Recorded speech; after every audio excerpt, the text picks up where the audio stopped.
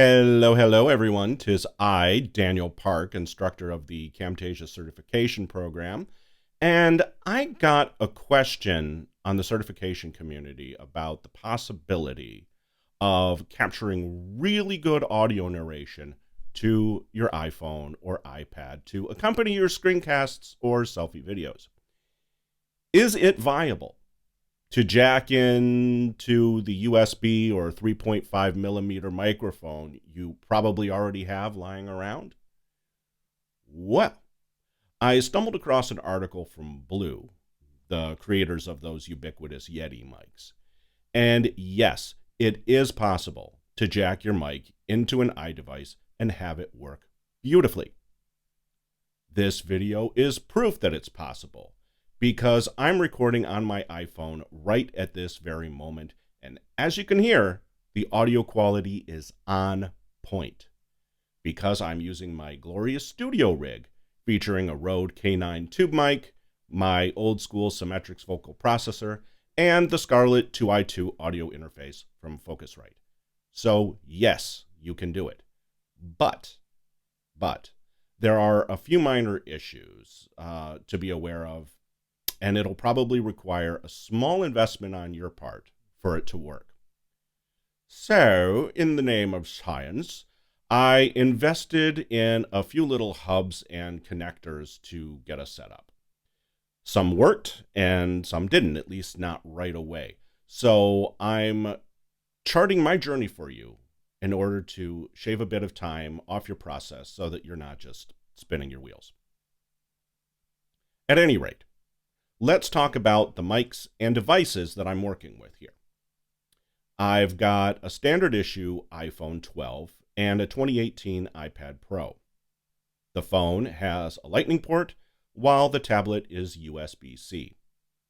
Neither of them have a built-in 3.5 millimeter jack, so assuming I want to use a mic that has one, I'll need to do a little finagling.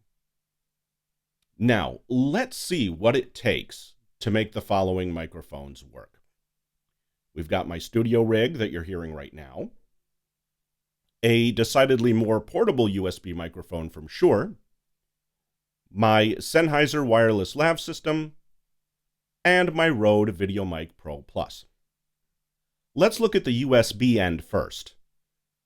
Most USB mics and audio interfaces use the USB 2.0 standard and tend to terminate in a USB-A plug. So I picked up this handy adapter which goes from USB-A to Lightning and tried recording both the Shure and my studio rig with the iPhone. Both times, it was a total bust. It flat out didn't work. I also got a similar connector for USB-A to USB-C, so I also tried a direct connection of these mics to the iPad. And lo and behold, it worked a treat. So what's the difference? Now, my theory was that the iPhone simply didn't provide enough phantom power to power a microphone or audio interface. These usually attach directly to computers, which can provide a better power draw. My theory was strengthened when I picked up a similar Lightning adapter, this one specifically claiming to work for microphones and not just headphones. However, this was equally useless, except this time I got an interesting error message. I also noticed that the lights on the mic and audio interface didn't properly light up with either of these adapters. So, should iPhone users simply give up on the dream? Of course not. That would be stupid. We just need to add a bit more power. So let's take a look at this powered hub with a Lightning connector. I plug in the Lightning plug from the power adapter here, and now these two USB ports should have adequate power. And boom, my audio interface lights up like a Christmas tree. Interestingly, the Shure mic works with the new hub even without the extra power jacked in. This was just one of the surprises in my experiments. Now, let's move on to the two microphones that jack in via 3.5 millimeter plug. As I mentioned, neither of my devices have one of these anymore, even though they used to be everywhere. Let's focus just on the iPhone this time. I picked up this little adapter and plugged into my Rode. It didn't work. Then I read that multi-purpose jacks, in other words, those that accept either headphones or microphones, you're going to require a special plug for the unit to interpret the plug as a mic. You see, most 3.5 millimeter plugs have these two little lines here. But if it's coming from a microphone, you'll need one with 3 lines. Only then will your connection be correctly interpreted as an incoming mic signal. Thankfully, Rode makes an accessory cable just for this purpose, so I picked one up. And it still didn't work. This time, though, I broke out my powered hub once again. Now, this time it worked. But interestingly, I didn't need the hub to be plugged into my power source, which is really weird considering that this microphone is already powered by 2 AA batteries. But hey, if it works, it works. Who am I to complain? Now, for those interested in screencasting, do all these techniques work in TechSmith Capture? Yes, they do. Is it worth it to jump through these hoops if you're recording on your iPhone? Well, I'll let you be the judge. I'm going to show you 5 small, identical screencast clips. The first is done with the iPhone's internal mic, and the other 4 with my various microphones.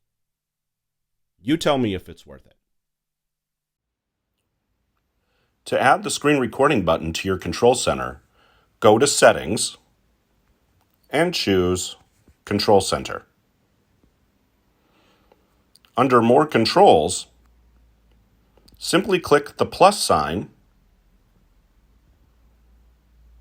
and you'll be able to access it directly by swiping down from the upper right. To add the screen recording button to your control center, go into Settings and choose Control Center. Under More Controls, simply click the corresponding plus sign and you'll be able to access it directly by swiping down from the upper right. To add the screen recording button to your control center, go into Settings and choose Control Center. Down under More Controls, simply click the corresponding plus sign and you'll be able to access it directly by swiping down from the upper right.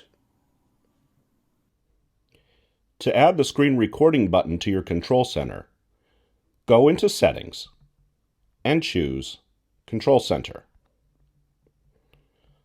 Down under More Controls, simply click the corresponding plus sign, and you'll be able to access it directly by swiping down from the upper right.